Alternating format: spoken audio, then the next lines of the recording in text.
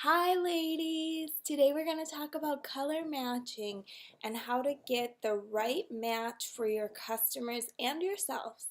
Um, there are two key ingredients to correctly color matching people, and the first and the biggest is getting them to send you well lit pictures. That's really crucial, and I will show you why, because you need to be able to see not only their face, their bare face, preferably without makeup, but also their neck, because we're always going to want to match their shades to their neck. You always want your face and your neck to match. So it's really important to be able to see their neck. Sometimes people's necks are different shades than their face, in which case will always match to the neck. So here I am in my living room. I am lit very well. This would make a very good selfie. You can see my colors pretty well, but I'm going to show you a couple of different angles that just are going to be really hard to color match. Bear with me while I stand up here. So now I'm in front of the window, standing directly in front of the window, and the color is even better. But if I get too close, there's the sun shining on me. That's going to be really hard to color match. So you want to tell your customers to stand in front of the window, but take a step or two back. So it's nice.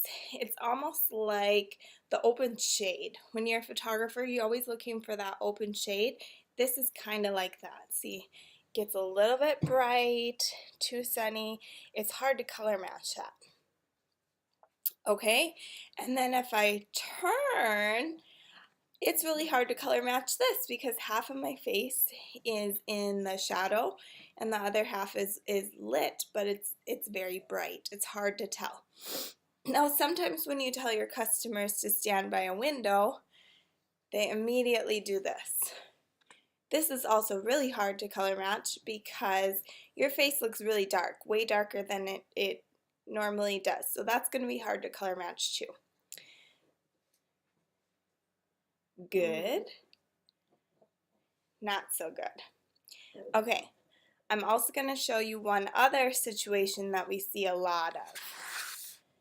Hold on. Okay, so here I am in my bathroom. We see a lot of bathroom selfies when we ask people to give us selfies. And look at how different the lighting is in here.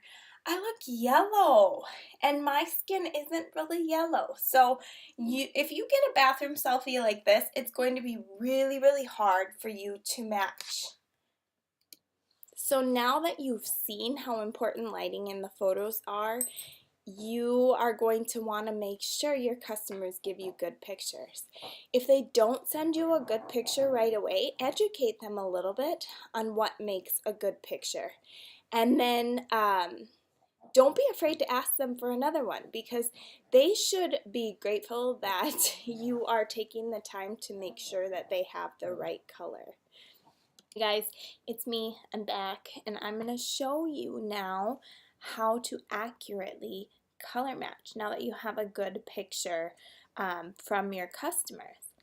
Of course, if you are able to get them in person, that's going to give you the most accurate idea of their color, but more than likely you'll be looking at their pictures and kind of assessing what you think is going to be the best color for them.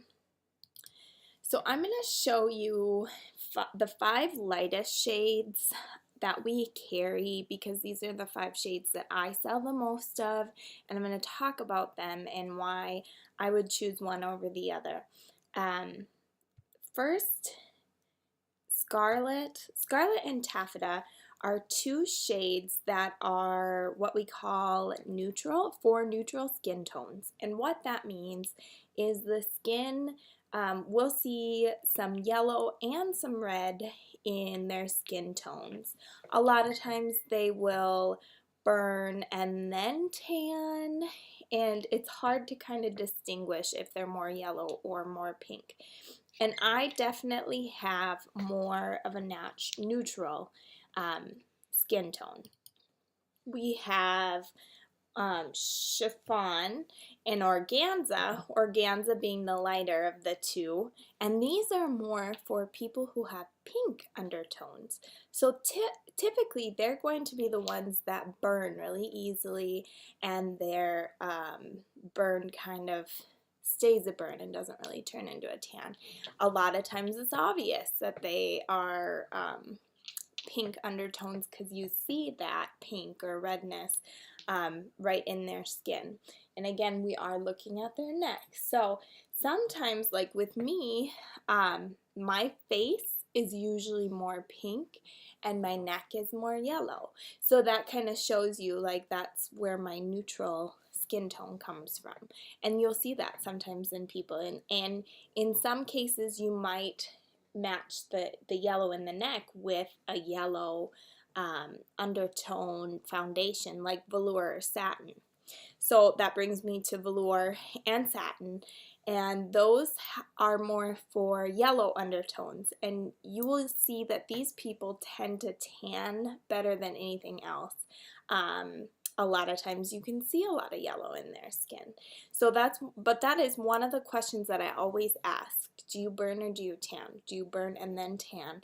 And that kind of gives me an idea before I even look at the picture whether I'm thinking that they will be pink or yellow or neutral, but it's not always a good final decider, because sometimes people will say I only tan but their face is visually very pink. In that case, go by the picture instead of the tanning question.